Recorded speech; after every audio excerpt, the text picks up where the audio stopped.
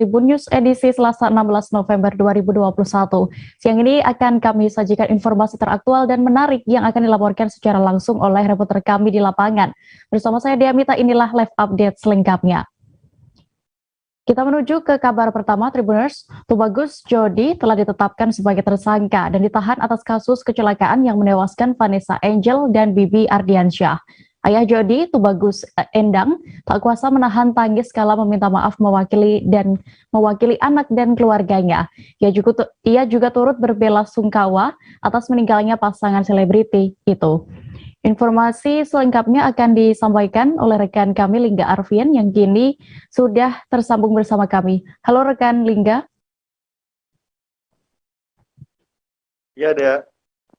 Lingga, bisa Anda jelaskan seperti apa dan kepada siapa permintaan maaf yang ditujukan oleh ayah Jody, yaitu Tubagus Endang Lesmana?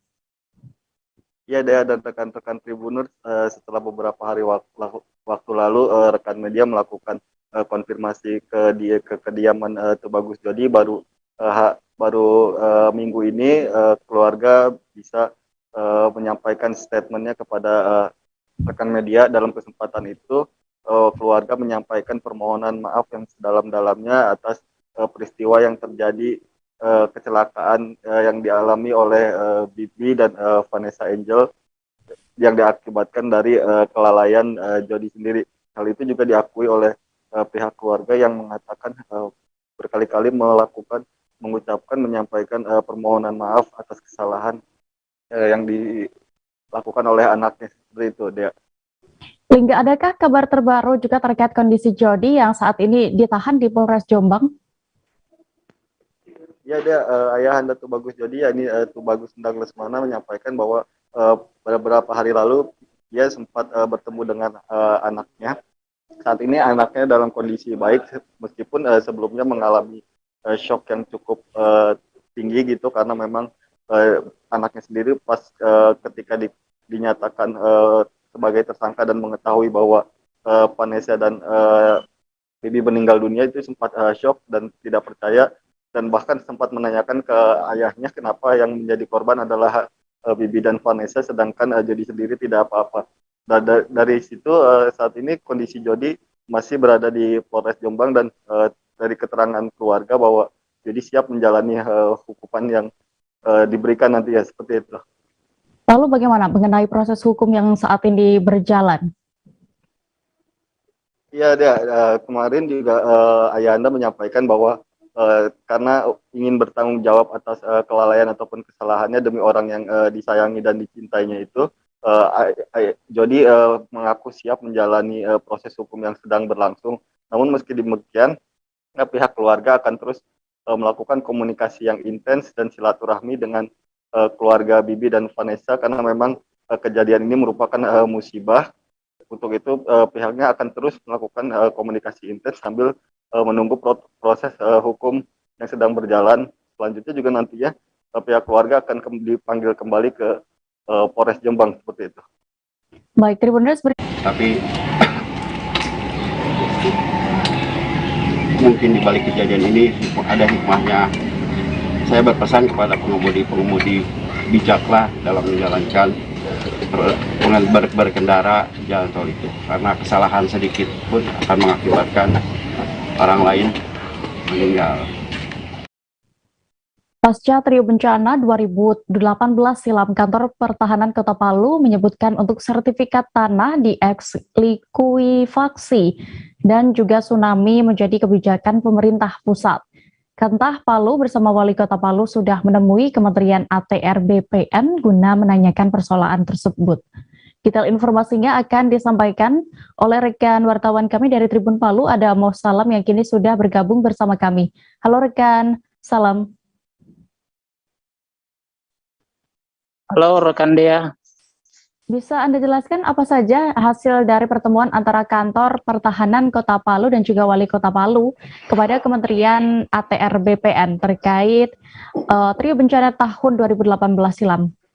Baik, terima kasih rekan Dea dan Tribuners sekalian. Benar sekali, pasca trio bencana 2018 silam, Kantor Pertanahan Kota Palu menyebutkan untuk sertifikat tanah di likuifaksi dan tsunami menjadi kebijakan pemerintah pusat. Kanta Palu bersama Wali Kota Palu sudah menemui Kementerian ATR BPN guna menanyakan persoalan tersebut. Dia juga mengatakan untuk sertifikasi tanah di ekslikuifaksi, kemarin Wali Kota Palu bersama kantor pertanahan Kota Palu menghadap Menteri ATR BPN. Jadi itu menjadi kebijakan pemerintah pusat, rekan Dea. Ya, salam lalu apa saja yang meliputi kebijakan pusat tersebut dalam status tanah ekslikuifaksi dan juga tsunami Sulawesi Tengah? Baik, jadi ada beberapa kebijakan dari pemerintah pusat yang meliputi terkait status tanah di ekslikuifaksi dan tsunami.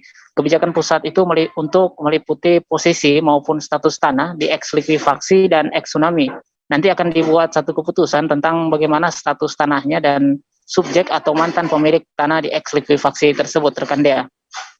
Ya, rekan Salam, sekarang informasinya ada pendaftaran tanah sistematis lengkap atau PTSL disingkatnya secara elektronik. Itu bagaimana pelaksanaannya di Kota Palu? Bisa Anda jelaskan juga, karena mengingat di sana saat ini sudah 3 tahun pasca bencana gempa bumi dan juga likuifaksi tersebut.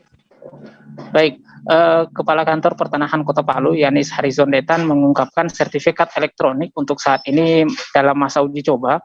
Hingga saat ini masih ada 12 kantor instansi di pemerintah Kota Palu yang sudah masuk uji coba penerbitan sertifikat elektroniknya. Dia mengatakan akan melihat progres dan perkembangan dari masa uji coba penerbitan sertifikat elektronik tersebut. Jadi menurutnya juga program sertifikat elektronik harus memiliki fondasi dan payung hukum dalam menjalankan program tersebut. Dan juga perlu diketahui, fondasi sertifikat elektronik adalah harus memiliki sistem arsip elektronik yang baik dulu. Jika semua sudah melakukan itu, maka nanti kantor pertanahan yang sudah baik sistem pengarsipan elektroniknya akan ditunjuk melakukan hal itu, rekan Dea. Baik, Tribuners, tadi juga rekan Salam sudah sempat melakukan wawancara terkait hal ini bersama Kepala Kantor Pertanahan Kota Palu, Yanis Harizondetan. Berikut kami tampilkan selengkapnya. Jadi itu nanti ada kebijakan dari pusat mengenai posisi ataupun status tanah dari ekslikuifaksi maupun bukan cuma itu, yang tsunami juga. Jadi semua nanti akan dibuat satu keputusan bagaimana status tanahnya dan bagaimana dengan subjek pemilik mantan ataupun yang terkena bencana di lokasi itu. Dan itu semua harus ada satu payung hukum yang jelas. Kami sebagai pelaksana, sebagai ujung tombak untuk pelaksana penerbitan sertifikatnya, itu harus memiliki payung hukum yang jelas. Ya, jadi kami hanya menunggu itu sehingga bisa kami laksanakan secara operasional di lapangan. Jadi segala sesuatu ada payung hukum untuk pemanfaatan ruangnya. Dan zona 4 kalau saya itu baca di tata ruang wilayah, itu tidak boleh ada hunian atau kegiatan yang bisa menyebabkan terjadinya kerumunan atau apapun, atau menjadi rumah tinggal. Itu tidak boleh. Jadi itu dilarang. Dan kebijakan itu berlaku kalau kita mendaftar secara PTSL, kita deliniasi, Pak. Satu dapur tempat penyulingan minyak mentah tradisional serta sebuah tempat penyimpanan minyak di Aceh terbakar. Peristiwa ini tepatnya terjadi di Desa Alwe Puneo, Pesangan, Biren pada Senin 15 November 2021 kemarin. Warga berbondong-bondong berusaha membantu untuk memadamkan api. Untuk mengetahui lebih detailnya sudah bergabung bersama kami rekan jurnalis Rambi News, ada Yusmadin Idris yang akan menyampaikan laporan lengkapnya. Halo rekan Yusman.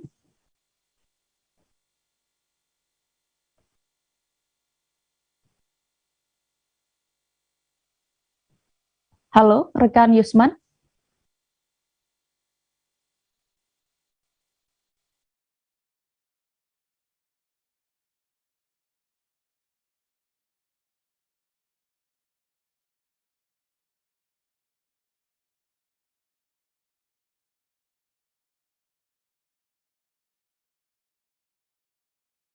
Baik, Tribuners, saat ini kami sudah tersambung dengan rekan Yusman.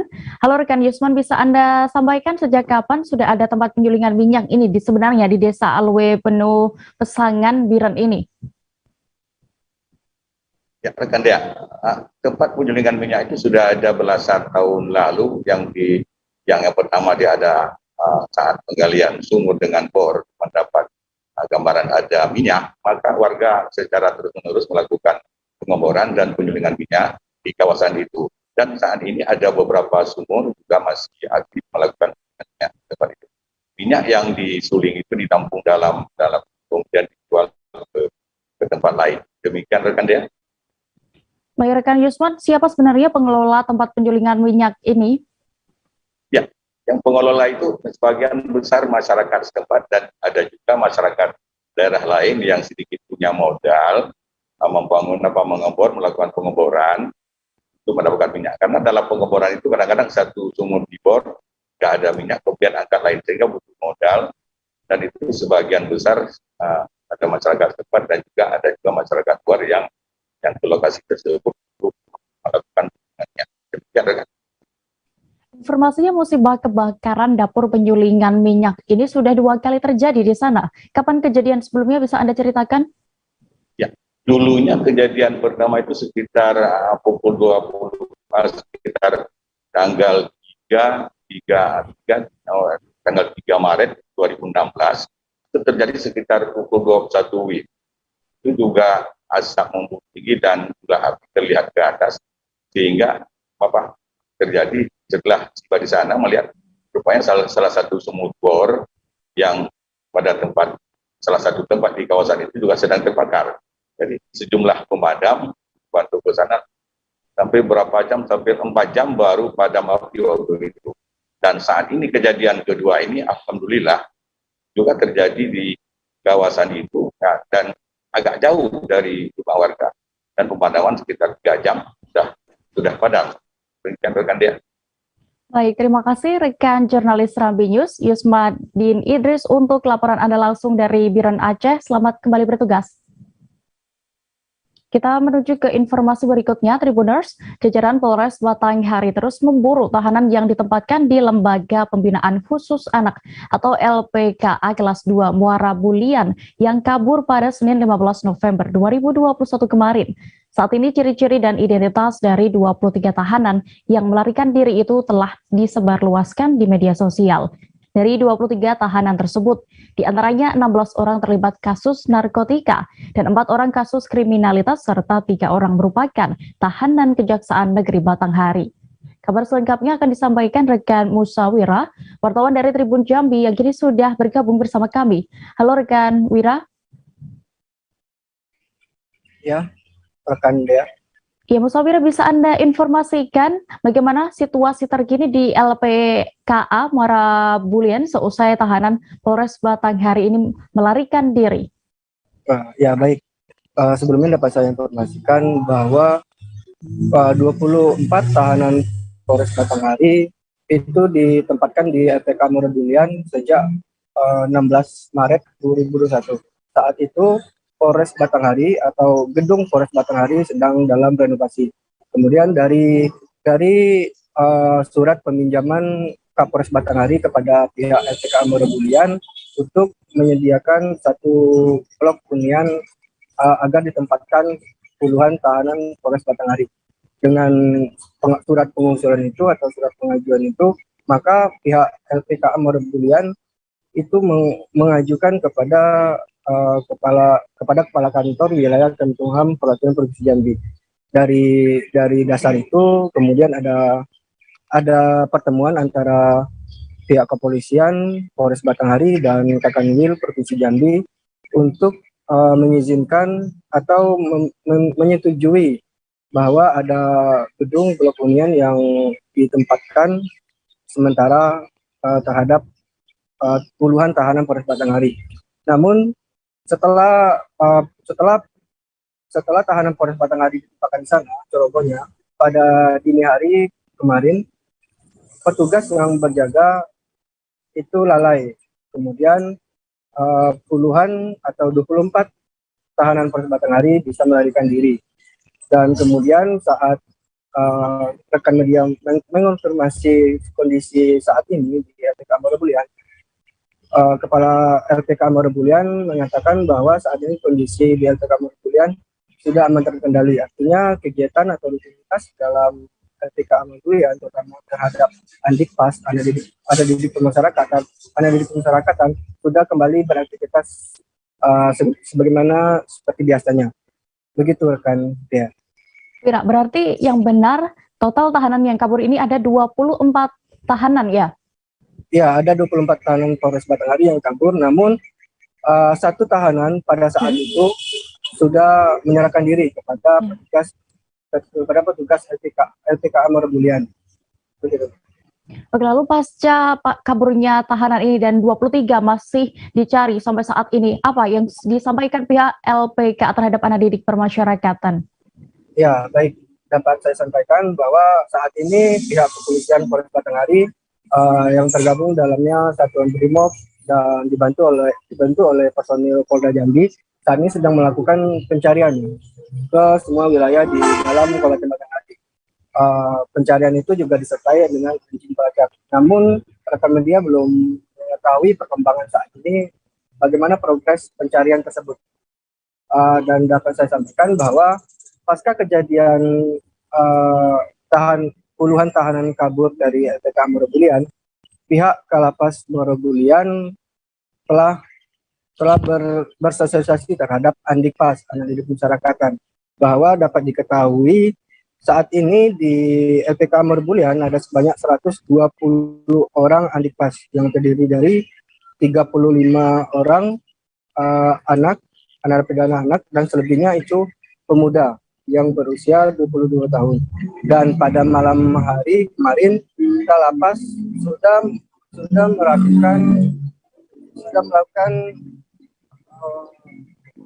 sudah melakukan antisipasi dini terhadap Andikpas supaya mereka tidak melakukan kegiatan sebagaimana tahanan Polres Batanghari. Dan saat ini Kalapas sedang merencanakan akan dilakukan razia, namun ini rahasia pihak Lapas Sanak. Begitu akan dia. Baik, Tribuners, rekan Wira tadi juga sudah meminta keterangan kepada Kepala LPKA kelas 2 Muara Bulian, Maroh Jahan Dolok Saribu terkait kejadian ini. Berikut kami tampilkan selengkapnya. Diduga ada kelalaian personil dan sedang diperiksa oleh divisi oleh Bid Propam Polda Jambi. Ada berapa? Terima kasih, saya rasa itu saja. Wassalamualaikum warahmatullahi wabarakatuh.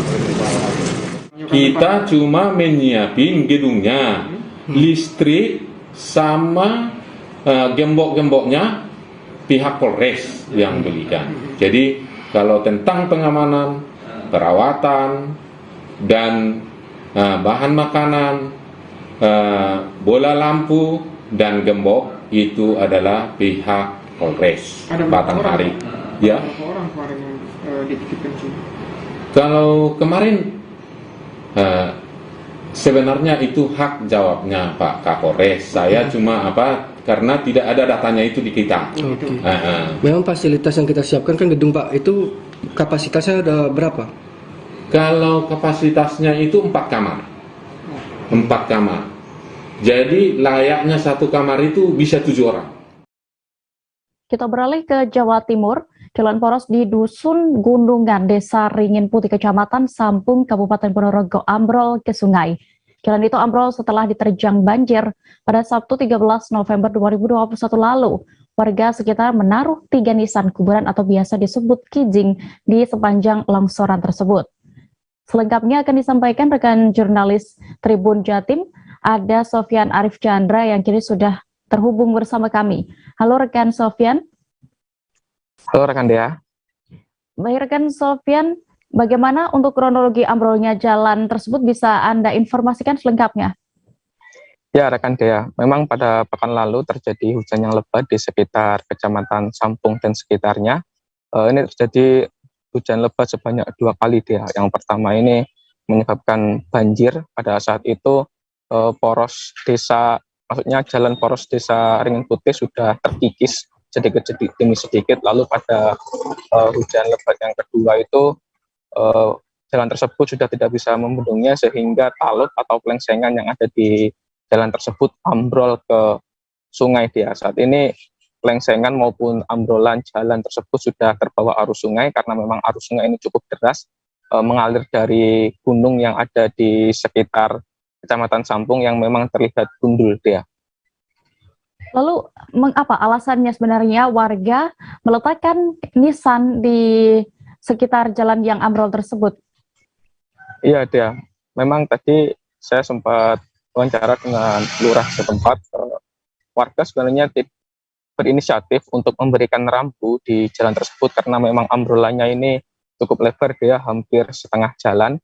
Namun karena di situ jalannya cukup keras dan repot juga untuk menebang bambu, akhirnya warga memanfaatkan kijing yang ada di sekitar longsoran tersebut. Kebetulan longsoran ini terletak di sekitar taman, maksudnya di sekitar pemakaman umum desa setempat, dan pada 2 bulan lalu waktu puncak-puncaknya COVID ini banyak warga memang yang terdampak COVID lalu meninggal.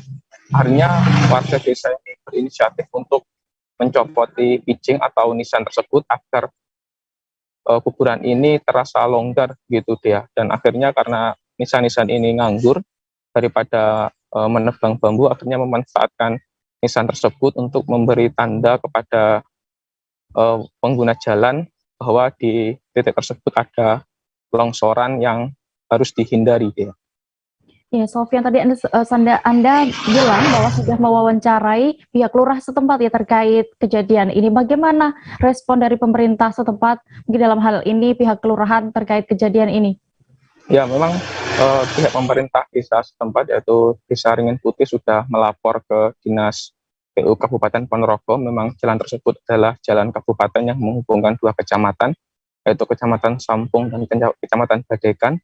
Lalu pihak Dinas PU sudah memberikan respon bahwa besok akan dilakukan evakuasi atau pengurukan sementara menggunakan pasir dan menggunakan bambu.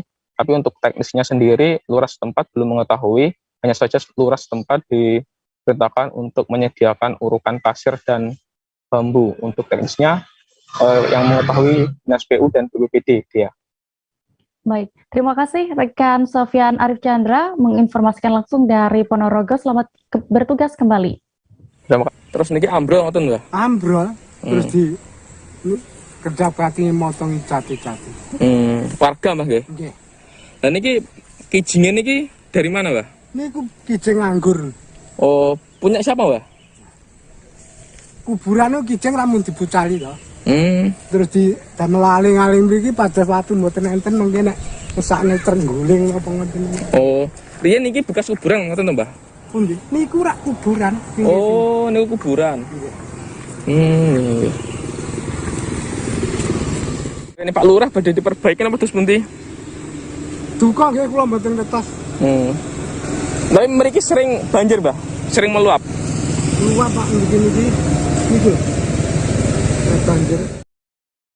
Baru-baru ini akun Twitter Polda Sumatera Utara menjadi sorotan lantaran melakukan aktivitas yang tak pantas. Akun Twitter Polda Sumut itu menjadi sorotan lantaran menyukai konten porno sesama jenis. Kepolisian daerah Sumatera Utara menyampaikan permohonan maaf terkait hal ini. Kabar selengkapnya akan disampaikan rekan Freddy, wartawan dari Tribun Medan, yang kini sudah terhubung bersama kami. Halo rekan Freddy. Ya, halo Dea. Terkait hal ini, pihak Polda Sumut sudah menyampaikan permohonan maafnya. Bagaimana lalu tanggapan Polda Sumut soal akun Twitter resminya ini menyukai konten porno tersebut? Ya, baik Dea dan juga pemirsa. Jadi Polda Sumut mengatakan bahwa akun resmi Twitter milik Polda Sumut itu diretas pada tahun 2020 lalu, di mana akun tersebut menyukai konten video porno yang ada di Twitter. Dan yang membuat lebih heboh lagi adalah akun Twitter tersebut menyukai video porno sesama jenis laki-laki begitu, sehingga membuat heboh warga Sumatera Utara, Dea. Jadi mereka mengklaim bahwa akunnya diretas. Baik Ferdi, lalu bagaimana untuk langkah yang dilakukan pihak Polda Sumut terkait kasus ini? Ya, baik Dea, Polda Sumut sudah melakukan pemeriksaan terhadap beberapa admin pemegang akun Twitter Polda Sumut. Ada beberapa adminnya merupakan polwan yang bertugas di gitu Mas. Namun dari hasil pemeriksaan itu mereka sama sekali mengaku tidak ada pernah menyukai konten tersebut, dan mereka juga mengatakan bahwa akun tersebut itu merupakan akun pasif, jadi hanya digunakan untuk menyebarkan link berita ataupun berita-berita yang dari sumber peribatan news punya polisian begitu deh. Jadi dari hasil pemeriksaan terhadap admin itu mereka sama sekali tidak ada membuka atau menyukai konten tersebut. Baik, Tribuners, tadi juga rekan Freddy sudah berhasil mendapatkan keterangan dari Kombes Pol Hadi Wahyudi selaku Kabid Humas Polda Sumatera Utara. Komisaris Besar Polisi berikut selengkapnya. Akun video porno, tampilan akun video porno, kami sampaikan bahwa memang betul beberapa waktu yang lalu, sekitar 2020 itu, akun kita diretas oleh orang yang tidak bertanggung jawab. Yang kedua, dari pemeriksaan sementara rekan-rekan admin kita, karena admin kita ini rata-rata polwan, mereka mengatakan bahwa tidak membuka akun tersebut. Tetapi kami pun juga terus mendalami, ada kemungkinan-kemungkinan lainnya terkait dengan akun resmi Twitter Polda atau Polisi Sumut yang dikelola oleh teman-teman Bithumas. Saya menyampaikan permohonan maaf atas ketidaknyamanan yang terjadi di beberapa media sosial, dan saya juga memohon rekan-rekan media untuk tidak kembali atau tidak meneruskan screenshot yang sudah ada ke media yang lainnya. Sekali lagi saya minta maaf. Kemudian kita akan terus mendalami dan memastikan. Kami jeda sejenak Tribuners dan akan kembali dengan informasi pilihan lainnya. Tetaplah di Live Update. Oke, apa kabar Bang Arief di sini untuk strateginya? Ya. Kalau saya sendiri di Gimik 37 ini yang semalam baru mulai, saya udah hitam. Sebenarnya aku nggak ngerasa itu penangkapan atau penggerebegan atau apapun itu, karena gini loh, posisinya aku kriteria. Jadi kita mengenal disebut dengan stroke yang tidak berdarah dengan stroke yang berdarah. Stroke yang tidak berdarah itu biasanya ditandai dengan adanya penyumbatan. Kalau itu penyumbatan di sini mungkin pikirnya tidak ke situ kali ya, tapi kalau di Korea atau di Kamboja itu ada beberapa paper yang saya itu mas, ya dulunya tukang koran. Oh gitu ya, Tukang koran. Ya, saya baca itu Pak. Tuh kan, pernah baca kan? Ya. Jadi kalau saya jadi tanggal itu udah bersyukur banget. Si anak ini dijadikan sebagai tersangka begitu.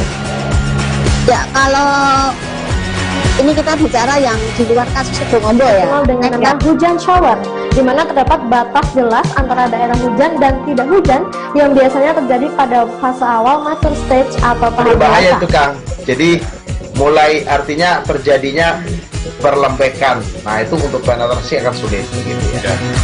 Dok, saya ini menurut saya memang tidak mudah, bukan urusan tanah diambil. Kalau misalnya Amerika Serikat sekarang, Rasulullah mengatakan dalam sebuah hadis bahwa berpuasa di 6 hari Syawal itu.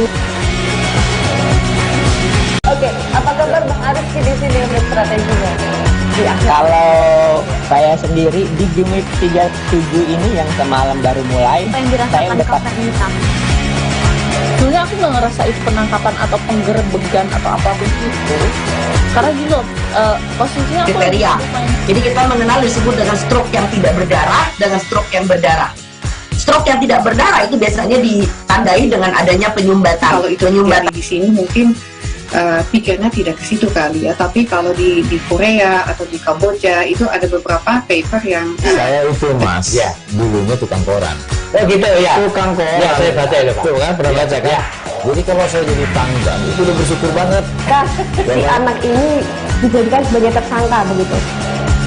Ya, kalau ini kita bicara yang di luar kasus Situbondo ya. Dengan nama hujan shower, di mana terdapat batas jelas antara daerah hujan dan tidak hujan yang biasanya terjadi pada fase awal mature stage atau tahap berbahaya itu Kang. Jadi mulai artinya terjadinya berlembekan. Nah itu untuk penetrasi akan sulit gitu ya.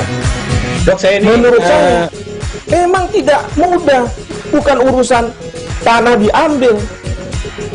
Kalau misalnya Amerika Serikat sekarang, Rasulullah mengatakan dalam sebuah hadis bahwa berpuasa di 6 hari Syawal itu. Oke, apa kabar Bang Arif di sini untuk strateginya? Kalau saya sendiri di Jumit 37 ini yang semalam baru mulai, Apa yang saya dirasakan udah Kak Fernita? Sebenarnya aku nggak ngerasain penangkapan atau penggerebegan atau apapun itu. Karena gini loh, posisinya aku Kriteria. Jadi kita mengenal disebut dengan stroke yang tidak berdarah dengan stroke yang berdarah. Stroke yang tidak berdarah itu biasanya ditandai dengan adanya penyumbatan. Kalau itu terjadi di sini mungkin pikirnya tidak ke situ kali ya, tapi kalau di Korea atau di Kamboja itu ada beberapa paper yang Saya itu Mas, ya, dulunya tukang koran. Oh gitu ya. Tukang koran. Ya, saya baca itu Pak. Tuh kan, pernah baca kan? Ya. Jadi kalau saya jadi tanggal, itu udah bersyukur banget. si anak ini dijadikan sebagai tersangka begitu. Ya, kalau ini kita bicara yang di luar kasus Ibu Ngombo ya. Dengan nama hujan shower, di mana terdapat batas jelas antara daerah hujan dan tidak hujan yang biasanya terjadi pada fase awal master stage atau tahap Berbahaya dewasa. itu Kang. Jadi mulai artinya terjadinya berlembekan. Nah itu untuk penetrasi akan sulit gitu ya. Dok, saya ini menurut saya memang tidak mudah, bukan urusan tanah diambil.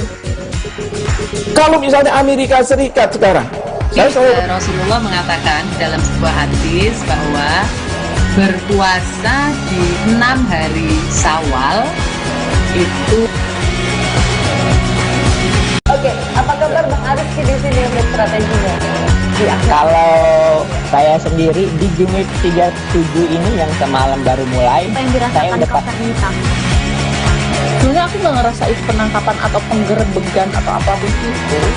Karena gini loh, posisinya aku Kriteria. Jadi kita mengenal disebut dengan stroke yang tidak berdarah dengan stroke yang berdarah. Stroke yang tidak berdarah itu biasanya ditandai dengan adanya penyumbatan. kalau itu terjadi di sini mungkin pikirnya tidak ke situ kali ya, tapi kalau di Korea atau di Kamboja itu ada beberapa paper yang Saya itu Mas, ya, dulunya tukang koran. Oh gitu ya. Tukang koran. Ya, saya baca itu Pak. Tuh kan, pernah baca kan? Ya. Jadi kalau saya jadi tanggal, itu udah bersyukur banget. si anak ini dijadikan sebagai. Terima kasih Anda masih menyaksikan live update Tribun News. Kita menuju ke informasi berikutnya dari Lampung. Dua tersangka pencurian uang nasabah bank dengan modus pecah kaca mobil di Lampung Utara diamankan polisi. Keduanya yakni Andriansyah berusia 31 tahun, warga Lubuk Linggau Barat 2, Sumatera Selatan, dan Agung Rinaldi, 25 tahun, warga Desa Kepala Curup, Bengkulu. Informasi lengkapnya akan disampaikan rekan Andung Bayuwardi, jurnalis Tribun Lampung yang kini sudah tersambung bersama kami. Halo rekan Bayu. Halo rekan Dea.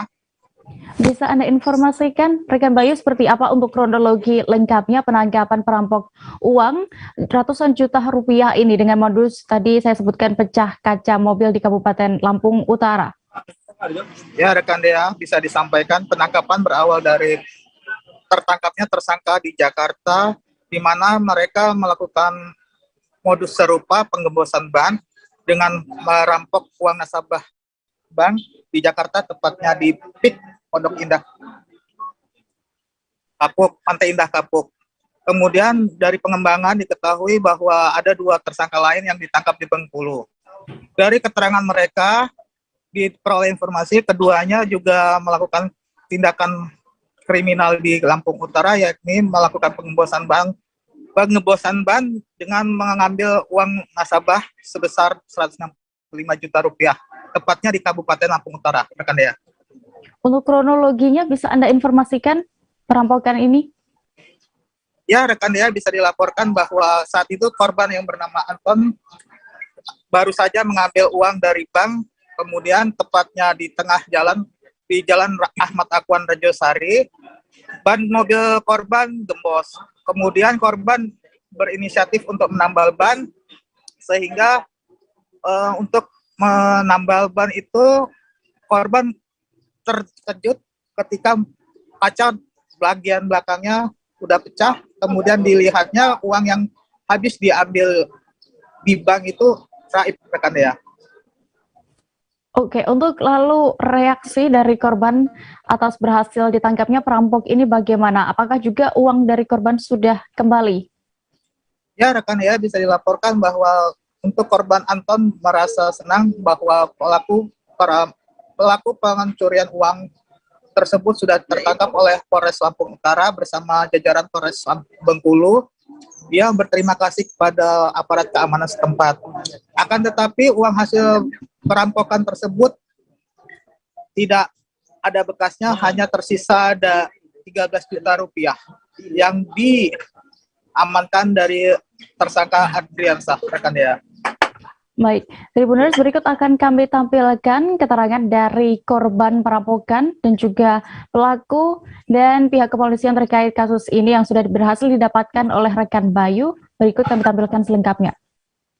Dilakukan oleh para pelaku adalah memang dengan mengikuti, kemudian memasang paku ya, sehingga mobil korban dikempes banyak, kemudian pada saat korban lengah, kemudian pelaku ini melakukan tindak pidananya, yaitu melakukan pecah kaca dan mengambil uang yang dimiliki oleh korban. Tindak pidana yang dilakukan ini pasal 363 pencurian dengan pemberatan, ancaman hukumannya maksimal 9 tahun. Nah, terima kasih. Selanjutnya akan diproses secara hukum lebih lanjut. Kalau sekali kerja berapa orang? Orang 6, Pak. Orang 6. Sistem kerjanya kayak mana? Saya bagian masuk bank sama si Andri, Pak. Yang lain? Yang lain eksekutornya di luar, Pak. Kamu yang gambar ya? Iya. Situasi. Yang 2 itu masuk bank juga tapi gantian, Pak. Kamu udah pernah masuk ya? Dulu pernah, Pak. Mana? Tahun 2017. Di Lubuk Linggau. Oh, terus dengan uang-uang yang nggak kembali gimana? Ya, berharap masih ada. Ya, paling nggak kan pelakunya udah terungkap. Jadi untuk kemudiannya kan insya Allah kejadian-kejadian berkurang gitu. Uang itu kemarin untuk apa sih? 165. Untuk apa? Rencananya untuk apa? Untuk belanja karet. Belanja karet, beli karet. Baru ambil dari bank ya? Iya, baru ambil dari bank. Tenda imigran yang terpasang di trotoar Jalan Jenderal Sudirman Makassar dibongkar oleh tim gabungan. Pembongkaran dilakukan oleh tim gabungan dari Imigrasi, Rudenim, Satpol PP, dan Dinas Sosial Kota Makassar. Selain itu juga di-backup oleh personel kepolisian Resor Kota Makassar. Detail informasinya akan disampaikan oleh wartawan kami dari Tribun Timur. Ada rekan Muslimin Emba yang kini sudah bergabung bersama kami. Halo rekan Emba.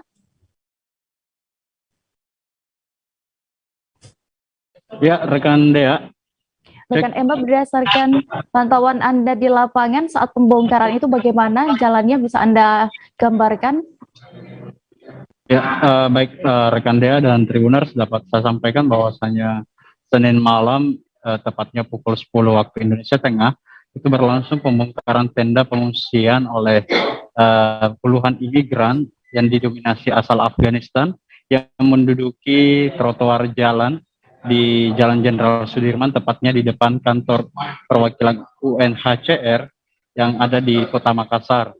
Pembongkaran ini dilakukan saat hujan masih mengguyur Kota Makassar, dan pembongkaran ini juga sempat mendapatkan perlawanan dari imigran yang menolak tenda mereka dibongkar atau diambil paksa oleh petugas. Ya.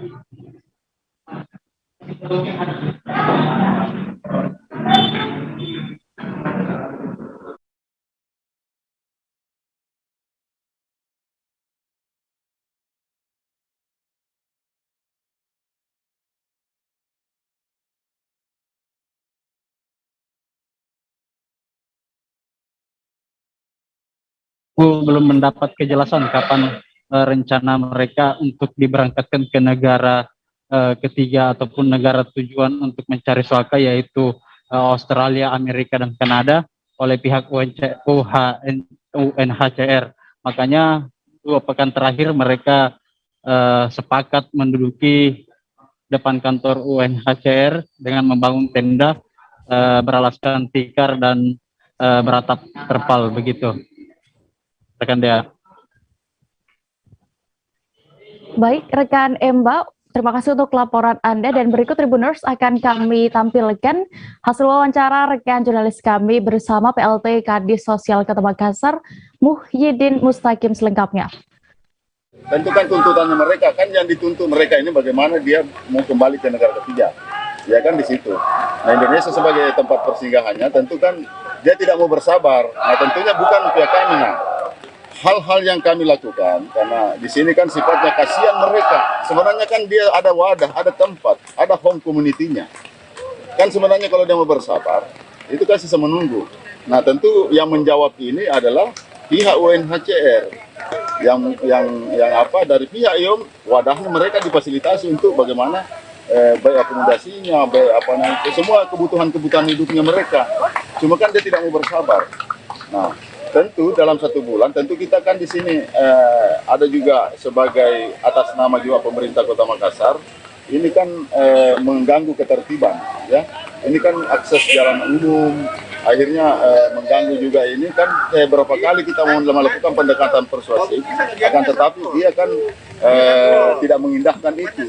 Nah, salah satunya itu yang saya katakan bersama bahwa kita beberapa pihak unsur mereka kita sudah jelaskan, tetapi masih tetap malah kita sampaikan bahwa di Indonesia itu ada aturan untuk menyampaikan aksi kan tidak boleh lewat jam 16 kan maghrib. Nah, kalau begitu ini kan sudah bermalam.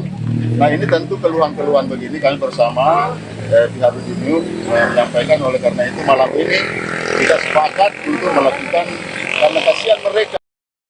Satreskrim Polres Bengkalis dibantu Jatanras Polda Riau berhasil meringkus pelaku pembunuhan seorang bernama Helmi Syam. Korban sebelumnya ditemukan tewas di Parit Sawit, Desa Petani, Kecamatan Batin Solapan pada Rabu pekan kemarin. Pelaku yang merupakan pekerja sawit kebun milik Helmi melarikan diri seusai diminta kabur oleh ayahnya. Untuk mengetahui lebih detailnya sudah bergabung bersama kami jurnalis dari Tribun Pekanbaru, ada rekan M. Natsir yang akan menyampaikan laporan lengkapnya. Halo rekan Natsir. Ya rekan Dea, selamat siang. Ya rekan Natsir, silakan dengan laporan Anda, bisa Anda informasikan kronologi penangkapan pelaku pembunuhan ini. Ya rekan Dea dan Tribuner, pelaku pembunuhan Helmi Syam ditangkap di perhentian Raja tepatnya Kabupaten Kampar setelah melarikan diri selama 2 hari. Pengejaran dilakukan tim Satreskrim Polres Bengkalis dibantu dengan Jatanras Polda Riau di sana, di mana tersangka lari ke rumah kakak ya yang ada di daerah perhentian Raja. Kemudian saat ditangkap sempat melakukan perlawanan dan tim polisian sempat melakukan tindakan tegas dan terukur, yaitu melumpuhkan tersangka dengan tembakan di bagian kaki tersangka. Gitu dia. Apa motif pembunuhan ini? Sudah terungkap juga Natsir dan akhirnya pelaku juga memutuskan untuk kabur. Ya rekan dia, motif pembunuhan ini sebenarnya dilatar belakangi oleh rasa sakit hati oleh tersangka terhadap korban, di mana saat kejadian tepatnya pada hari Selasa pekan lalu korban dan tersangka bertemu. Saat itu ingin membicarakan tentang perihal pengangkatan korban sebagai karyawan tersangka sebagai pekerja di kebun sawit korban, di mana saat itu ada kata-kata dari korban yang menyinggung dan dinilai kasar oleh tersangka, kemudian buat sakit hati dan melakukan tindakan pembunuhan dengan menusukkan obeng di leher korban. Saat korban meninggal, tersangka pulang ke rumah siang itu, kemudian memberitahukan pada ayahnya bahwa dia telah membunuh orang, dan ayahnya meminta tersangka untuk kabur meninggalkan rumahnya. Sementara saat pulang ke rumah, tersangka membawa sejumlah barang-barang milik korban, dan saat itu menitipkan kepada ayahnya barang-barang tersebut diminta untuk dimusnahkan oleh ayahnya. Namun ada sejumlah uang yang dibagi oleh tersangka kepada ayahnya, dan sebagian diambil oleh tersangka dibawa kabur. Begitu dia. Terakhir rekan Natsir, lalu apa barang bukti yang berhasil diamankan oleh kepolisian dan juga bagaimana untuk ancaman hukuman oleh tersangka ini? Ya, dia barang bukti yang berhasil diamankan termasuk diantaranya tas dan barang-barang pribadi korban seperti dompet, KTP, serta pakaian-pakaian korban. Nah, terhadap tersangka, untuk tersangka utama itu atas nama Agus Prayuda yang merupakan pelaku pembunuhan tunggal ini dijerat dijerat pasal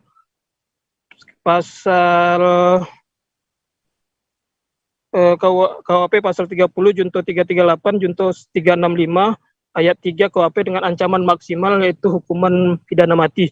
Sementara ayah korban yang dinilai pihak kepolisian turut serta dan tidak melaporkan pelarian tersangka ini dijerat pasal 480 karena diduga akan memusnahkan barang bukti, ancaman maksimal sekitar 4 tahun penjara. Begitu dia.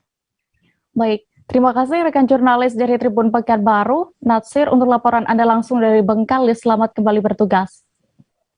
Kita beralih ke kabar berikutnya. Ribuan petani tebu di lahan PG Jati 7 mendatangi pendopo Indramayu. Para petani itu hendak menanyakan nasib mereka yang tidak bisa menggarap lahan seusai tragedi berdarah yang sebelumnya terjadi di lahan setempat. Selengkapnya akan disampaikan rekan jurnalis Tribun Cirebon, Handika Rahman, yang kini sudah terhubung bersama kami. Halo rekan Handika. Ya, halo Dea. Rekan Handika, bisa Anda informasikan terkait ribuan petani tebu ini yang mendatangi pendopo Indramayu? Baik Dea, dapat kami informasikan pada hari kemarin ada ribuan petani tebu yang merupakan petani penggarap di lahan tebu milik PG Jati 7, di mana lahan tersebut sebelumnya itu terjadi konflik ya, yang dimana ada 2 orang petani yang meninggal dunia akibat luka bacokan. Nah, pada hari kemarin ribuan petani yang biasa menggarap lahan tersebut, mereka mendatangi pendopo Indramayu. Mereka ingin menanyakan nasib mereka, mengingat lahan tersebut sejak konflik tersebut terjadi pada 4 Oktober lalu tidak difungsikan terlebih dahulu, ya. Lalu apa yang diminta atau dituntut para petani tebu ini saat mendatangi pendopo Indramayu itu, Handika?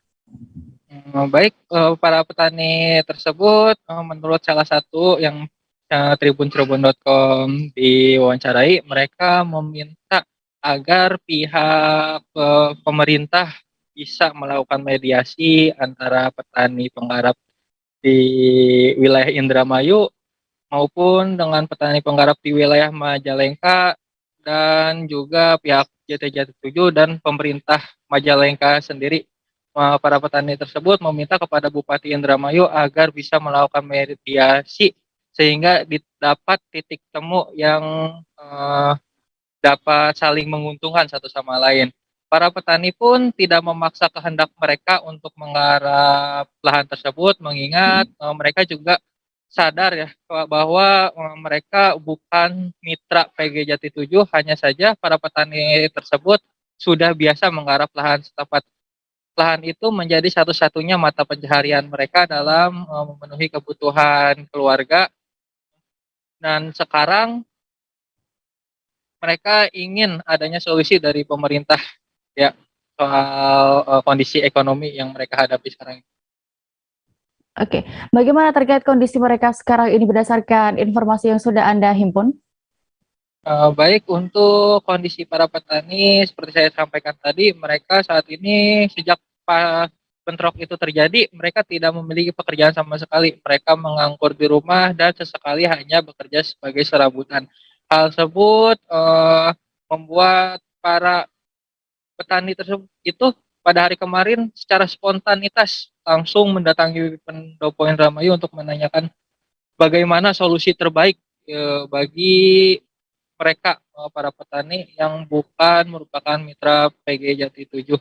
Mengingat seperti yang saya katakan tadi, lahan tersebut merupakan satu-satunya mata pencaharian mereka. Mereka pun tidak keberatan bila mana dialihfungsikan menjadi petani lain oleh pemerintah dan sebagainya. Mereka hanya ingin bisa mencari nafkah seperti biasanya. Ya. Baik, terima kasih rekan Handika untuk laporan Anda langsung dari Indramayu. Selamat bertugas kembali. Tribuners, kami masih akan kembali seusai jeda berikut. Jangan kemana-mana, tetaplah di Live Update. Oke, apa kabar Bang Arifki di sini untuk strateginya? Kalau saya sendiri di Game Week 37 ini yang semalam baru mulai, saya udah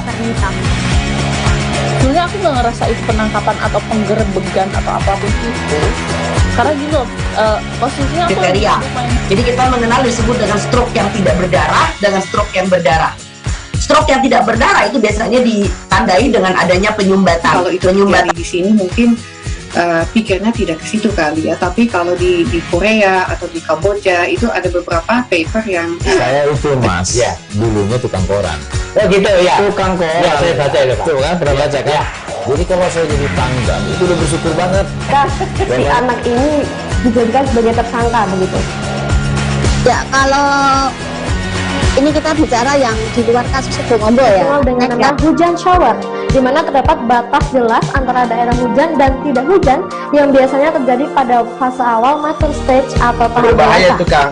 Jadi mulai artinya terjadinya perlembekan. Nah itu untuk penetrasi akan sulit gitu ya. Dok saya ini menurut saya memang tidak mudah, bukan urusan tanah diambil.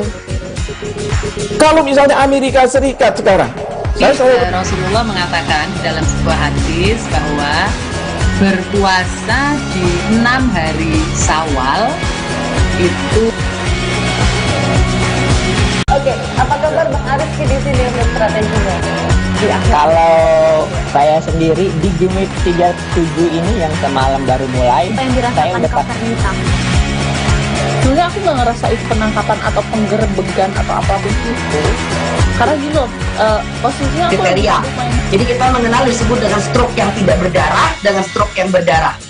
Stroke yang tidak berdarah itu biasanya ditandai dengan adanya penyumbatan. Kalau itu penyumbatan di sini mungkin pikirnya tidak ke situ kali ya, tapi kalau di Korea atau di Kamboja itu ada beberapa paper yang saya itu mas, ya dulunya tukang koran. Oh gitu ya, tukang koran. Ya saya baca itu pak. Tuh kan pernah baca kan? Ya. Jadi kalau saya jadi tanggal itu udah bersyukur banget. Si anak ini dijadikan sebagai tersangka begitu. Ya kalau ini kita bicara yang di luar kasus Sebongombo ya. Dikenal dengan nama hujan shower, di mana terdapat batas jelas antara daerah hujan dan tidak hujan yang biasanya terjadi pada fase awal mature stage atau tahap berbahaya itu Kang. Jadi mulai artinya terjadinya perlembekan. Nah itu untuk penetrasi akan sulit gitu ya. Dok saya ini menurut saya memang tidak mudah, bukan urusan tanah diambil. Kalau misalnya Amerika Serikat sekarang, Rasulullah mengatakan dalam sebuah hadis bahwa berpuasa di 6 hari Syawal itu. Oke, apa kabar Bang Arifki di sini untuk strateginya? Kalau saya sendiri di Game Week 37 ini yang semalam baru mulai, saya udah sebenarnya aku nggak ngerasa itu penangkapan atau penggerebegan atau apapun itu. Karena gini loh, posisinya kriteria. Jadi kita mengenal disebut dengan stroke yang tidak berdarah dengan stroke yang berdarah. Stroke yang tidak berdarah itu biasanya ditandai dengan adanya penyumbatan. Kalau itu penyumbatan di sini mungkin pikirnya tidak ke situ kali ya, tapi kalau di Korea atau di Kamboja itu ada beberapa paper yang saya itu mas, ya dulunya tukang koran. Oh gitu ya, tukang koran. Ya saya baca itu pak. Tuh kan pernah baca kan? Ya. Jadi kalau saya jadi tanggal itu udah bersyukur banget. Si anak ini dijadikan sebagai tersangka begitu. Ya kalau ini kita bicara yang di luar kasus Sebongombo ya. Dikenal dengan nama hujan shower, di mana terdapat batas jelas antara daerah hujan dan tidak hujan yang biasanya terjadi pada fase awal mature stage atau tahap berbahaya itu Kang. Jadi mulai artinya terjadinya perlembekan. Nah itu untuk penetrasi akan sulit gitu ya. Dok saya ini menurut saya memang tidak mudah, bukan urusan tanah diambil. Kalau misalnya Amerika Serikat sekarang, Rasulullah mengatakan dalam sebuah hadis bahwa berpuasa di 6 hari Syawal itu. Oke, apa kabar Bang Aris di sini untuk strateginya? Kalau saya sendiri di game 37 ini yang semalam baru mulai, saya udah pasti. Sebenarnya aku nggak ngerasa itu penangkapan atau penggerbegan atau apapun itu, karena gini loh, posisinya aku kriteria. Jadi kita mengenal disebut dengan stroke yang tidak berdarah dengan stroke yang berdarah. Stroke yang tidak berdarah itu biasanya ditandai dengan adanya penyumbatan. Kalau itu terjadi di sini mungkin pikirnya tidak ke situ kali ya, tapi kalau di Korea atau di Kamboja itu ada beberapa paper yang saya itu mas ya dulunya tukang koran. Oh gitu ya, tukang koran ya, saya baca itu tuh kan, pernah baca kan ya. Jadi kalau saya jadi pangdam itu udah bersyukur banget si anak ini dijadikan sebagai tersangka begitu. Ya kalau ini kita bicara yang di luar kasus Bongombo ya. Dengan nama hujan shower, di mana terdapat batas jelas antara daerah hujan dan tidak hujan yang biasanya terjadi pada fase awal mature stage atau tahap berbahaya dewasa. itu Kang. Jadi mulai artinya terjadinya perlembekan. Nah itu untuk penetrasi akan sulit gitu ya. Dok, saya ini menurut saya memang tidak mudah, bukan urusan tanah diambil. Kalau misalnya Amerika Serikat sekarang, Rasulullah mengatakan dalam sebuah hadis bahwa berpuasa di 6 hari Syawal itu. Oke, apa kabar Bang Aris di sini untuk strateginya? Kalau saya sendiri di game 37 ini yang semalam baru mulai, saya udah pasti. Sebenarnya aku nggak ngerasa itu penangkapan atau penggerbegan atau apapun itu, karena gini loh, posisinya aku kriteria. Jadi kita mengenal disebut dengan stroke yang tidak berdarah dengan stroke yang berdarah. Stroke yang tidak berdarah itu biasanya ditandai dengan adanya penyumbatan. Kalau itu terjadi di sini mungkin pikirnya tidak ke situ kali ya, tapi kalau di Korea atau di Kembali di live update, kita menuju ke kabar berikutnya dari Banten. Ratusan massa warga Kecamatan Keramat Watu, Kabupaten Serang menghadang alat berat ekskavator. Alat berat itu diketahui akan digunakan untuk membongkar tempat hiburan malam atau THM di Jalan Lingkar Selatan. Ratusan massa itu diduga merupakan pemandu lagu, karyawan THM, hingga ormas. Informasi lengkapnya akan disampaikan oleh jurnalis Tribun Banten, ada rekan Desi Purnamasari yang kini sudah tersambung bersama kami. Halo rekan Desi. Halo, rekan Desi. Bagaimana bisa Anda informasikan keberlangsungan saat pembongkaran THM tersebut?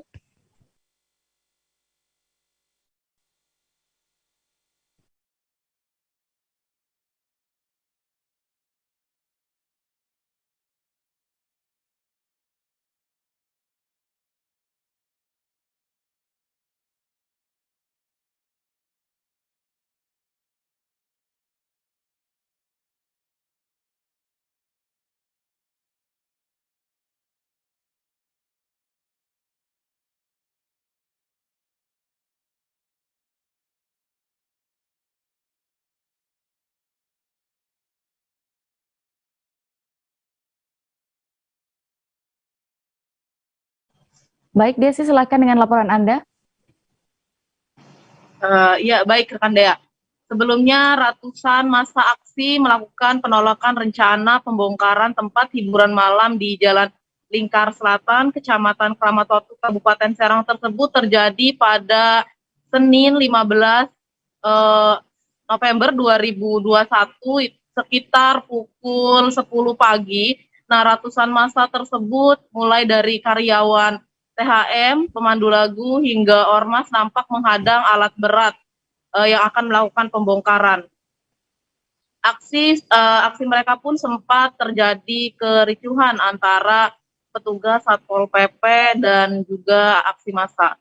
Begitu Dea.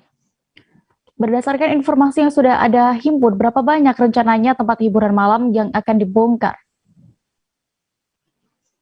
Rencananya pihak pemerintah Kabupaten Serang sendiri akan membongkar 7 THM yang memang dinyatakan masih membandel setelah diberikannya informasi untuk penutupan, namun mereka masih terus membuka dan membuka THM tersebut sehingga kini masih berjalan. Maka pihak pemerintah Kabupaten Serang sendiri memutuskan untuk membongkar THM tersebut dengan bulldozer, begitu Dea. Namun terjadi penolakan dari aksi massa tersebut. Iya rekan Desi, lalu terakhir, ini apakah sudah ada THM yang berhasil dibongkar? Ya baik, kenapa rekan Dea? Apakah sudah ada THM yang berhasil dibongkar, Desi? Ya, baik. Dari hasil mediasi selama dilakukannya masa aksi, pihak kepolisian serta pemerintah Kabupaten Serang pun melakukan mediasi bersama dengan para masa aksi dan diputuskan untuk membongkar satu THM yakni Trinaga. Namun pembongkaran tersebut juga tidak berhasil melainkan nihil ya, karena pembongkaran hanya dilakukan secara simbolis dan itu pun masih terus dilarang oleh pihak pemilik THM tersebut, dan pembongkaran hanya dilakukan secara simbolis menggunakan palu besi dan hanya dilubangi, hanya di palu bagian tembok depan dan samping THM tersebut, dan juga penurunan dari logo Trinaga Cafe tersebut. Begitu Dea. Dan sementara itu asisten daerah 1 Nanang Supriyatna mengatakan bahwa dalam proses mediasi yang dilakukan massa berjanji untuk tidak membuka THM selama masa pengadilan. Jika nanti ditemukan adanya yang tetap beroperasi, maka pihak pemerintah Kabupaten Serang sendiri akan melakukan tindak tegas untuk tetap membongkar lokasi THM tersebut. Dia pun menyebut hari ini hanya melakukan simbolis pembongkaran, dan namun nantinya pembongkaran akan dilakukan oleh pihak THM-nya itu sendiri. Dan ia pun akan terus memantau ke depannya akan seperti apa berkelanjutan dari THM tersebut. Jika masih terus membandel dan masih terus beroperasi, maka pihak pemerintah Kabupaten Serang tetap akan membongkar 7 THM yang ada di Kecamatan Kramatwatu, Jalan Lingkar Selatan tersebut. Begitu Dea. Baik, terima kasih rekan Desi untuk laporan Anda dari Serang, Banten. Selamat bertugas kembali. Siap, terima kasih. Kita beralih ke kabar berikutnya. 2 pedagang bakmi di daerah Kali Asing, Kelurahan Sedau, Kecamatan Singkawang Selatan, Kota Singkawang, Kalimantan Barat, terdampak pembangunan jembatan Jamtang 1. Tingginya operasi jembatan Jamtang 1 ini membuat warung kedua pedagang ini tertutupi, sehingga kedua pedagang itu pun tidak dapat berjualan. Detail informasinya akan disampaikan oleh rekan wartawan kami dari Tribun Pontianak. Ada Rizky Kurnia yang kini sudah bergabung bersama kami. Halo rekan Rizky. Halo Dea. Rekan Rizky, bisa Anda jelaskan lebih lanjut tentang pembangunan jalan lingkungan untuk kedua yang berdampak kepada kedua pedagang ini? Ya baik Dea dan juga Tribuners, jadi perlu kami jelaskan terlebih dahulu bahwa sebetulnya keluhan 2 pedagang bakmi terdampak pembangunan jembatan Jamtang 1 ini sudah sejak beberapa bulan lalu. Nah, berdasarkan informasi yang kami dapatkan di lapangan, kedua pedagang bakmi ini sudah berhenti berjualan sejak mulainya proses pembangunan jembatan sekitar 5 bulan yang lalu. Gitu. Nah, mereka mengaku pelanggannya berangsur turun hingga tidak ada sama sekali pelanggan yang datang ke warung mereka lantaran terganggu oleh debu. Nah, kemudian sekitar bulan lalu proses pembangunan jembatan Jamtang 1 ini sampai pada pembangunan jembatan atau bagian penghubung antara jalan raya dan jembatan. Nah, oprit ini dibuat sangat tinggi, kurang lebih sekitar 1,5 meter, menyesuaikan dengan jembatan yang memang dibangun tinggi untuk menghindari banjir dan memperkokoh jembatan. Namun akibat tingginya oprit jembatan ini menyebabkan warung kedua pedagang bakmi yang berada di pinggir oprit justru tertutupi. Lalu mereka pun mengeluhkan dengan kondisi tersebut. Nah, kemudian Wali Kota Singkawang, Ibu Cai Cumi, yang mendengar keluhan warga ini kemudian mendatangkan Balai Pelaksana Jalan Nasional BPJN Provinsi Kalbar untuk mencarikan solusi kedua pedagang terdampak. Karena pembangunan jembatan Jentang 1 ini memang merupakan wewenang dari BPJN Kalbar kan. Nah, setelah didiskusikan, keluarlah solusi yang ditawarkan untuk kedua pedagang terdampak ini, yaitu pembangunan jalan lingkungan dan perubahan tinggi operate.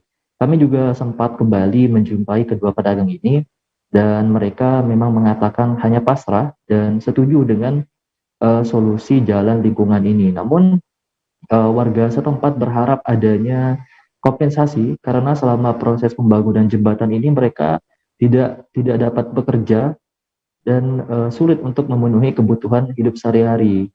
Nah, dari pihak BPJN Kalbar yang hadir kemarin mengatakan akan menyampaikan permintaan kompensasi tersebut kepada atasannya. Begitu dia. Baik, lalu kapan jalan lingkungan ini akan dibangun, Rizky? Ya, baik. Untuk informasi, jalan lingkungan ini rencananya akan dibangun setelah pembangunan jembatan Jentang 1 ini rampung sepenuhnya, yaitu pada Desember tahun 2021 ini. Nah, jalan lingkungan ini nantinya akan berada di sisi atau di sebelah operate di atas drainase. Jadi drainase ini akan dibikin seperti gorong-gorong begitu, dan jalan lingkungannya akan ada di atasnya sehingga masih menggunakan tanah milik negara gitu. Baik, lalu bagaimana dengan tanggapan warga terkait solusi yang ditawarkan BPJN ini? Ya, nah seperti yang sempat kami sampaikan tadi ya, warga tetap menerima solusi jalan lingkungan ini, namun masih menuntut untuk kompensasi ganti rugi selama tidak dapat berjualan, karena memang akibat tidak dapat berjualan ataupun tidak dapat bekerja ini kehidupan ataupun kebutuhan hidup untuk kedua pedagang ini memang sangat sulit begitu. Bahkan salah satu pedagang mengaku sampai harus hidup hanya dengan makan jenis sayur-sayuran seperti pakis untuk menyambung hidup ia dan ke keluarganya. Terkadang pakis itu juga dijual untuk mendapatkan rupiah gitu dia. Baik, Tribuners, rekan Rizky tadi juga sudah mewawancarai Syarifuddin Harahap selaku pejabat pembuat komitmen pembangunan jembatan Jentang 1. Berikut kami tampilkan selengkapnya. Sudah jelaskan sebelumnya Pak, untuk elevasi jembatan Jentang sendiri adalah sudah melalui kajian Pak, yang awalnya adalah jembatan kayu, kita upgrade menjadi jembatan tiang panjang dengan beton Pak. Nah, untuk kemiringan operate atau jalan pendekat ini, itu ada aturannya Pak. Untuk jalan nasional ada aturannya, dan aturan ini sudah harus dipenuhi supaya menjamin keselamatan dari pengguna jalan. Yang kita utamakan adalah pengguna jalan dulu Pak. Nah, betul. Dengan kemiringan atau gradien dari jalan itu ada aturannya tersendiri di aturan bina marga. Terus untuk tinggi dengan tinggi operasi sekian itu nanti ada satu atau dua rumah yang mungkin tertutup, nggak tutup sepenuhnya sebenarnya. Nanti kita buatkan jalan akses Pak. Kita udah beberapa kali kita udah sepakat dengan warga sebelum ini Pak, sebelum ada yang keramaian ini udah kita sepakat dengan warga, sudah oke, tidak ada masalah sebenarnya. Sebenarnya tidak ada masalah. Ya, cuman memang ada beberapa satu orang mungkin yang waktu itu sedikit ada permintaan untuk akses masuk. Nah, itu kita buatkan Pak. Itu kita buat tentang akses masuk. Nggak mungkin kita tutup semuanya. Karena kita kan untuk membangun jalan nasional, tidak mungkin kita menutup akses warga Pak. Kita menuju Jawa Tengah, Tribuners. Hasil Liga 2 2021 Derby Mataram berhasil dimenangkan PSIM Jogja dengan skor 1-0 maksud kami atas tim tuan rumah Persis Solo pada Senin 15 November malam kemarin. Sejumlah supporter Persis Solo berkonvoi di sekitar Stadion Manahan sesaat setelah Persis Solo dipastikan kalah. Supporter yang diperkirakan berjumlah ratusan orang itu meneriakan agar manajemen Persis Solo memecat pelatih. Untuk mengetahui lebih detailnya sudah bergabung bersama kami rekan Christine Intan, jurnalis Tribun Solo yang akan menyampaikan laporan lengkapnya. Halo rekan Christine. Halo rekan Dea. Christine, bisa Anda informasikan lebih lengkapnya terkait bagaimana kronologi kejadian supporter Persis Solo ini menggeruduk Stadion Manahan? Baik, terima kasih Dea. Terkait dengan para supporter dari Persis Solo pada Liga 2 melawan PSIM Jakarta pada hari Minggu 14 November 2021 pada malam hari. Kita pada jalanan pertandingan pada 9:30 hingga berakhir di setengah, maksud saya sekitar jam 11 malam, dan hari pasca pertandingan itu banyak sekali masyarakat ataupun maksud saya supporter dari Persis Solo melakukan aksinya untuk meminta para manajemen untuk langsung memecat Eko. Dari pantauannya juga, pantauan di lapangan, para supporter ini meneriaki Eko out untuk mendesak para manajemen untuk memecat Eko sendiri. Dan dari aksi itu juga dari pihak kepolisian langsung melakukan pembubaran dengan menembakkan gas air mata kepada para supporter ini, dan dari tembakan ini dari para supporter langsung membubarkan diri dan masuk ke jalan yang ada di kawasan Manahan, Kota Solo. Dan dari hasilnya, menurut saya setelah dilakukannya pembubaran ini, dari pihak kepolisian juga melakukan penutupan jalan yang ada di sepanjang jalan Adi Sucipto, tepatnya di depan Stadion Manahan, untuk menghindari adanya supporter yang akan masuk ke Stadion Manahan lagi. Ya. Di samping situasi di luar Stadion Manahan yang ramai dengan supporter ini, bagaimana untuk kondisi di dalam stadion saat itu, Christine? Baik, untuk kondisi di dalam stadion memang langsung dilakukannya penutupan seluruh gerbang yang menuju ke Stadion Manahan. Selanjutnya dari pihak panitia dari Panpel Pelaksanaan Liga 2 juga langsung melakukan pengamanan, dan dari pihak kepolisian juga langsung melakukan pengamanan yang sudah dilakukannya 3 ring pelapisan yang ada di dalam stadion. Dan dari pantauan di lapangan juga memang suasana sedikit mencekam karena di luar banyak sekali tembakan gas air mata, dan masyarakat ataupun supporter juga masih meneriakan untuk Eko out itu sendiri. Dan dari di dalam memang sudah aman, namun dari pihak pemain tertahan selama 1 jam di dalam Stadion Manahan dan belum bisa keluar ke Stadion Manahan hingga pada pukul 2 sekitar 12 malam. Dari pemain PSIM Yogyakarta dilakukannya pengantaran dengan barakuda dari Brimob Polda Jateng, dan untuk dari pemain Persis Solo menggunakan bis dari Persis Solo itu sendiri. Ya. Baik, Christine. Lalu apakah kejadian ini sudah mendapatkan respons dari Gibran Rakabuming Raka selaku Wali Kota Solo? Baik, terkait dengan tanggapan dari Wali Kota Solo, Gibran Rakabuming Raka mengatakan bahwa kekalahan Persis Solo suatu hal yang biasa dan tidak menganggap pertandingan ini adalah derby Mataram ataupun harus dimenangkan oleh Persis Solo, mengingat pada pertandingan itu adalah salah satu pertandingan krusial dari kedua kesebelasan ini. Dan dari Gibran juga mengatakan bahwa ini adalah pertandingan bola, bola adalah bundar, bola bisa menang bisa kalah, sehingga harus dari pihak supporter harus mengetahui itu, sehingga harus menerima kekalahan ini dan percaya untuk tetap bangkit lagi Persis Solo. Sedangkan Gibran juga menekankan bahwa saat ini Kota Solo menjadi salah satu tuan rumah ajang bergengsi yaitu Liga 2 dan Liga 1 Indonesia, sehingga untuk mengajak para supporter untuk siap menerima kekalahan ini dan tidak akan terulang kembali kejadian yang serupa pada tadi malam itu. Ya. Baik, terima kasih Christine, dan berikut Tribuners akan kami tampilkan keterangan dari Wali Kota Solo Gibran Rakabuming Raka selengkapnya. Yang namanya bola ini bunder, iso kalah, iso menang, itu aja. Sekali lagi, Solo ini sudah dipercaya jadi tuan rumah. Ya, jangan sampai kejadian-kejadian seperti kemarin terjadi lagi. Ini bisa mempengaruhi nanti ke depannya mungkin yang namanya tuan rumah itu harus selain venue-nya siap, warganya ya harus siap, supporternya ya harus siap. Dari segi keamanan ya kita pastikan semuanya aman lah untuk para teman-teman tim-tim dari kota lain. Harus kita welcome. Mungkin akan memanggil pentolan supporter atau udah kemarin ketika kejadian kan Mas Gondrong Mariati kan di lokasi juga udah di briefing semua. Ya jangan sampai terjadi lagi lah. Kalah itu biasa. Nah pengen naik ke Liga 1 ya kudu siap kalah. Lagi kalah pisan itu orang. Ratusan calon aparatur sipil negara lingkup pemerintahan Kota Kendari mengikuti tahap seleksi kompetisi bidang.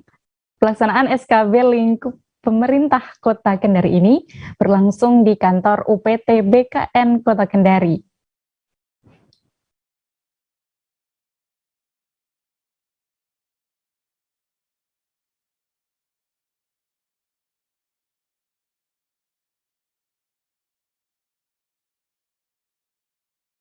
SKB ini dilaksanakan selama 2 hari, yakni 15 hingga 16 November 2021. Dan kabar selengkapnya akan disampaikan rekan wartawan kami dari Tribun News Ultra. Ada Amelda Devi yang kini sudah terhubung bersama kami. Halo rekan Amelda. Halo Dea. Amel, bisa ada informasikan bagaimana untuk sistem pelaksanaan tes SKB di Sultra, khususnya Kota Kendari? Ya, baik. Terima kasih Dea. Jadi untuk pelaksanaan SKB CASN di lingkup pemerintah Kota Kendari sebenarnya sama dengan pelaksanaan SKD.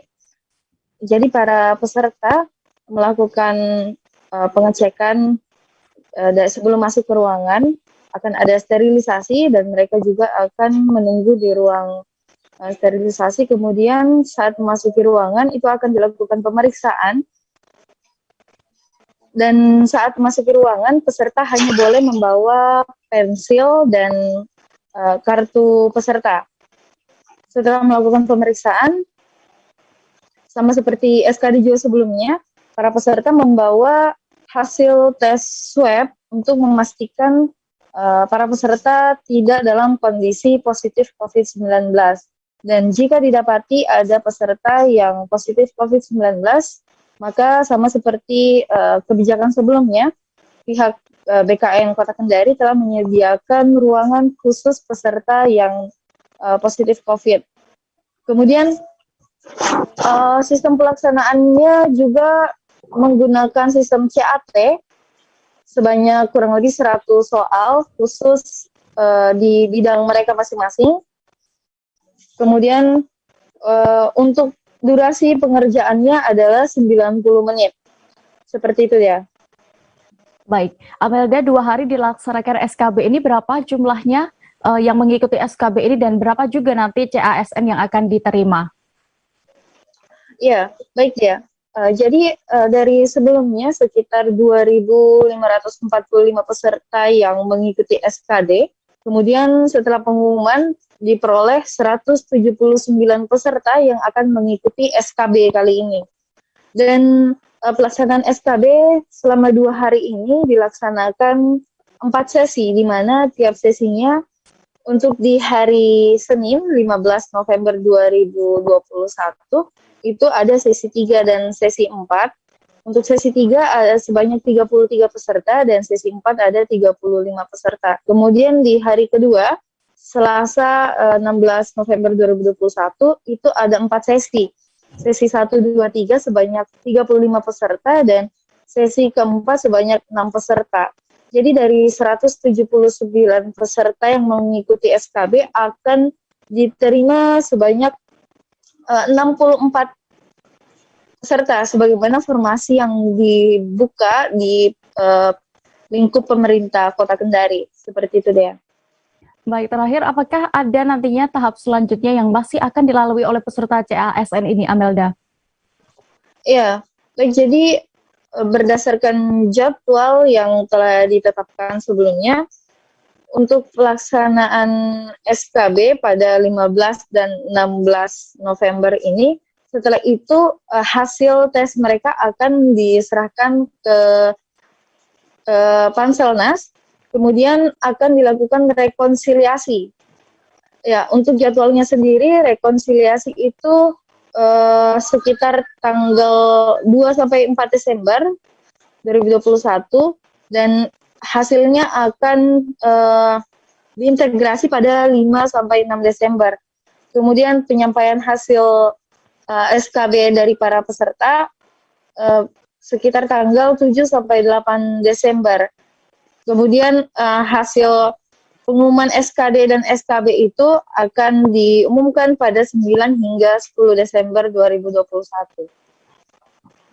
Baik, terima kasih rekan Amelda, dan berikut Tribuners akan kami tampilkan hasil wawancara rekan jurnalis kami bersama Kabid Pengadaan, Pemberhentian dan Informasi BKPSDM Kendari, Abdul Salam selengkapnya.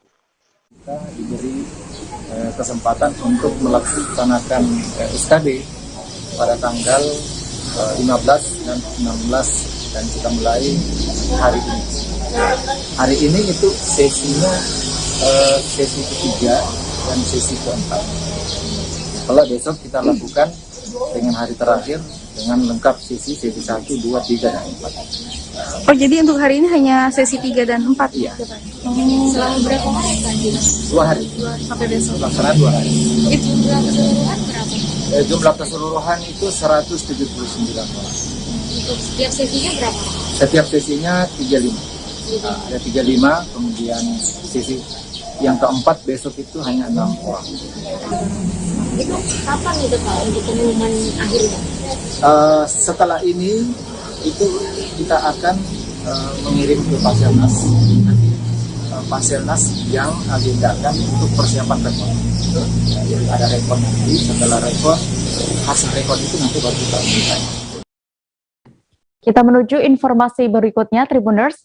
Usaha tak akan mengkhianati hasil. Begitu pula yang dirasakan seorang pemuda yang berasal dari Desa Betung, Kecamatan Abab, Kabupaten Panukal, Abab, Lematang Ilir atau Pali, Provinsi Sumatera Selatan bernama M. Akbar Rafsanjani.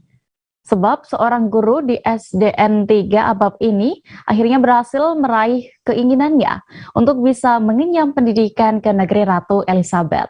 Ia menjadi satu-satunya orang yang terpilih mewakili Provinsi Sumatera Selatan bersama puluhan orang lainnya di Indonesia yang berkesempatan mendapat beasiswa chevening ke Inggris. Selengkapnya akan disampaikan jurnalis kami dari Sripoku, ada rekan Regan yang kini sudah terhubung bersama kami. Halo rekan Regan.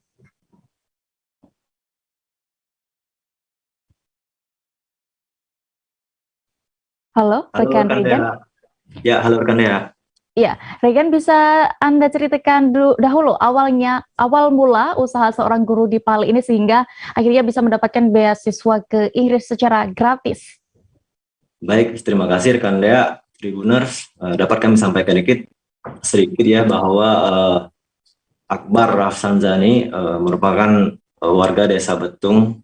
Ia juga merupakan lulusan PGSD Universitas Sriwijaya. Saat ini Akbar tercatat sebagai ASN di Kabupaten Pali dan tercatat aktif mengajar di SD Negeri 3 Abab sejak tahun 2015. Kemudian selama 5 tahun ia mengajar, mencari pengalaman dunia kerja sehingga mengikuti beasiswa chevening. Chevening kemudian ikut seleksi di 3 universitas di Inggris, kemudian semuanya lulus, namun yang ia lebih memilih di kampus University Hull Inggris dengan jurusan spesialisasi teknologi pendidikan. Demikian rekan Dea. Bagaimana saat itu cara agar bisa lulus dalam beasiswa chevening ini? Lalu bisa dijelaskan apa saja syaratnya juga dari yang dilalui oleh Akbar ini? Baik, beasiswa program chevening ini sendiri terbuka untuk umum ya, terbuka untuk umum. Kemudian tidak ada batas usia, juga bagi program studi apapun di universitas manapun di Inggris ya. Kemudian chevening juga mencari pelajar dengan karakter kepemimpinan yang memiliki pengalaman di dunia kerja, sehingga syaratnya minimal itu sudah mengajar minimal lebih kurang 2 tahun. Kemudian juga bisa diakses di website Chevening Indonesia. Lalu di sana bisa ada beberapa persyaratan untuk sesuai bidang masing-masing dengan kemampuan masing-masing. Nanti tahapannya seperti pengisian esai, TOEFL, atau kelengkapan berkas dan yang lainnya. Dan kemudian lalu ada juga tes wawancara. Demikian, Dea. Baik, rekan Regan, lalu setelah lulus bagaimana penerapan yang dilakukan dan juga apa target dari Akbar ini kepada dunia pendidikan khususnya di daerah asal? Baik, Akbar Rafsanjani sendiri mengenyam pendidikan di Inggris itu selama 1 tahun ya di Universitas Hull Inggris. Di sana dia selama 1 tahun merupakan program beasiswa Chevening yang seluruhnya difasilitasi oleh pemerintah Inggris. Kemudian setelah lulus dari sana juga ia berkeinginan menerapkan apa yang ia pelajari di sana, seperti untuk rekan sejawatnya ia juga mendirikan suatu organisasi, yakni digital komunitas, dan kemudian untuk peserta didiknya juga untuk bisa menerapkan pola digitalisasi, mengingat saat ini masih juga terjadi pandemi ya, sehingga menghilangkan rasa jenuh dan bosan terhadap siswa di masa pandemi ini. Rekan Dea. Baik, terima kasih rekan Regan, dan berikut akan kami tampilkan hasil wawancara rekan jurnalis kami bersama Akbar Rafsanzani, guru SDN 3 ABAP selengkapnya. Jadi kurang lebih prosesinya kemarin itu kita harus memenuhi beberapa syarat administrasi, kemudian wawancara, dan diakhiri diterima di beberapa kampus pilihan yang telah kita tuju di kuliah di Inggris. Kebetulan saya mengambil jurusan MA in Education dengan spesialisasi Digital Technologies atau pendidikan dengan spesialisasi teknologi pendidikan. Kemarin itu prosesnya kurang lebih ditanya esai, pengalaman pribadi mengenai kepemimpinan dan jejaring yang telah dimiliki, kemudian pilihan kampus, kenapa pilih kampus tersebut, serta rencana masa depan setelah lulus studi itu akan melakukan apa dan dampaknya seperti apa. Kemudian nanti setelah lulus proses administrasi kita diwawancarai, digali lagi lebih lanjut, dan pada akhirnya setelah dinyatakan wawancara kita harus mendaftar ke kampus dan diterima di kampus. Alhamdulillah kemarin berkesempatan diterima di 3 kampus, di University of Bristol, University of Leeds, dan University of Hull. Kak, rencana kapan setelah selesai magister di Inggris, apa yang bakal kita terapkan untuk di SD 3 Bab? Karena saya sangat concern di bidang teknologi pendidikan, khususnya apalagi selama masa pandemi ini, banyak perspektif baru dan praktik baik yang saya dapat dari profesor-profesor saya di Inggris, dan kebetulan juga saya mengembangkan komunitas yang bernama Digital Education Community dan terlibat aktif di organisasi profesi guru.